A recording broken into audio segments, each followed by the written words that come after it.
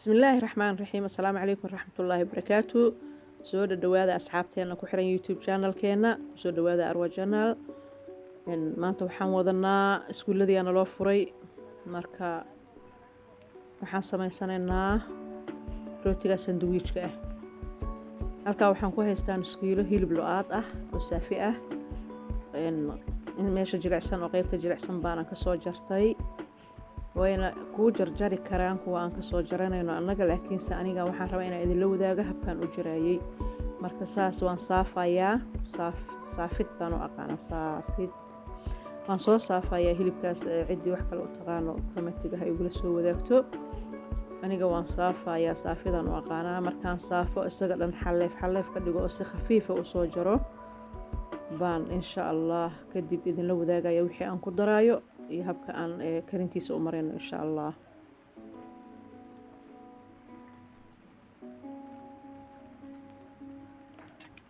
marka waan soo dhameeyay waa kaasa halkaas igu soo wada aan ku soo wada ritay isagoo dhan si khafiif ah aan u soo wada jirto soo wada saafa halka waxa igu jira xawaajiyo bahaaraad spices qofba sidoo u yaqaano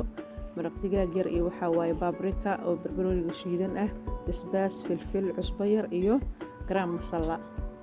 xawaajiyada asagana isku dardarka la isku shiiday hal mar aan gab ku wada siinayaa waan isdhexgelinayaa marka soo dhexgelinayaa aad baan aan isu dhexgelinayaa kadib cabaar baan daboolanayaa oo si uu isu dhexgalaan isaga iyo xawaajiyadaas 2 saac amalan ka maqnaanayaa insha Allah markaan daboosho kadib baan insha Allah markaas habkan u marayno aan isugu soo noqonaynaa laakiin horta cabaana isdhexgelinayaa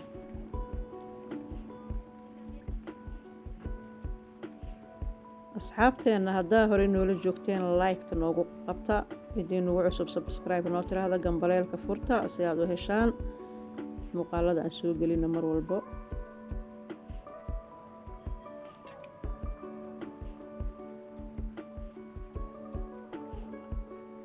aadan isu soo dhexgeliyo waa kaasa kadib waa daboolanaya cabaaran daboolaya hadeer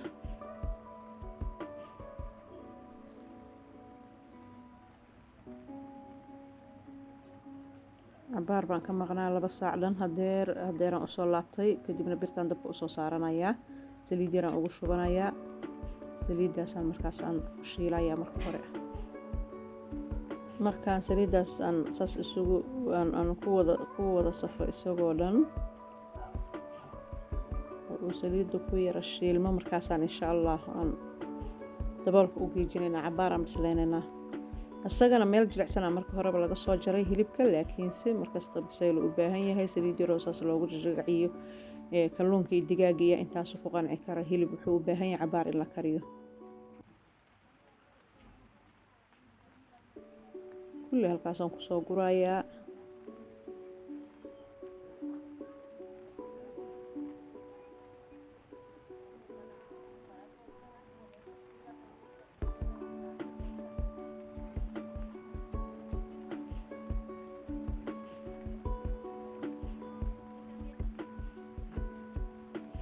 ku soo wada dhamaystirayaa marka halkaas ku soo wada dhamaystirayaa kulli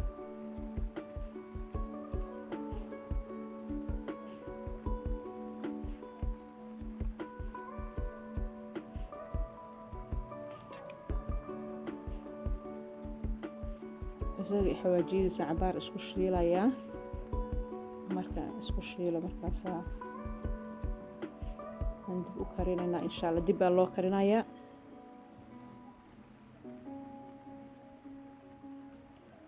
digaag haduu yahay hadda intaas ku filnaan lahaa ama kalluun haduu yahay intaas way ku filan tahay laakiin hilib intaas kuma filnaa marka hadeer waxaan ku darayaa koob biyo ah daboolkan u geejinayaa 40 daqiiqo amal waa ka maqnaanayaa insha Allah markuu biyihiisa dhamaysto oo saan oo kale dib ugu shiilmo baan markaas insha Allah ka dejinaynaa koob biyo ahaan ku daray waa kaasa galaas biyo ahaan ku daray intuu biyahaas ka laasanay waan ka maqnaanayaa muhiim ma aha maanta inaan ku taagnaado danahayga kala iska qabsanaya marka insha Allah uu dhamaysan doona biyihiisa markaas dib u laqayaa macaan iyo wuxuu ku soo baxaya kaal iska arag isagoo wixiisa dib u laastay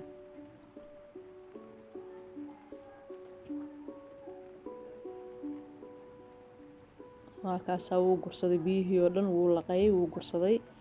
maasha allah saan ka reeb wuu noqday jileecna wuu yahay hadeer aad u jilicsan yahay marka hadeer rootiga la dhexgeliyay isaga iyo rootiga isku mid yihiin soft waay maasha allah marka saan ayaad u isticmaalaysaa ama hilib haddaad tahay haddii ay digaag ama aad u isticmaalaysa kalluuna kaba fududde markaas insha allah digaagana waa idinla wadaagi doonaa haddii ilaahay yiraahdo isagoo loo isticmaalayo saasuu gacanta ugu kala jarmayaa maasha allah waad aragtaan waa kaasaa marka hadeer waxaan u isticmaalayaa rootigii baan kala jaranayaa rootiga wuu ku jiraa janaalkayga anigoo samaynayo laakiin isagoo keligiis ahoo faadi ah markaan soo gelinayaa insha allah isagoo qudaar dhexda kaga jirtaan soo sameeyey hadda ka hor waa idinla soo wadaagi doonaa insha allah marka wax aad u fudud waaye ilmahana caafimaad iyo dhadhan u leh u samaysta waad aragtaan maasha allah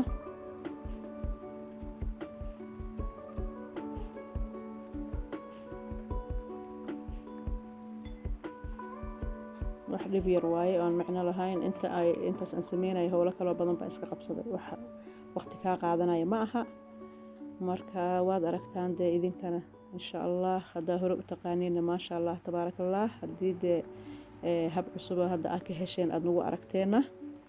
dee waa isticmaalaysaan insha allah waa walaashiinood ka faa'iideen idinkana like-ta noogu dadaala sheerta commentiga maasha allah kulli faa'iiday noo tahay idinkana waxba idinma yeelayso intayni hore noola joogtayna soo dhawaadaan idin leenahay like-ta noogu qaqabta haddaan ugu cusubtiin subscribe noo saara jasaakumullahu khayran inta aad nala socotaan annagana waa idin faa'iideynaa idinkana waa noo faa'iideysaan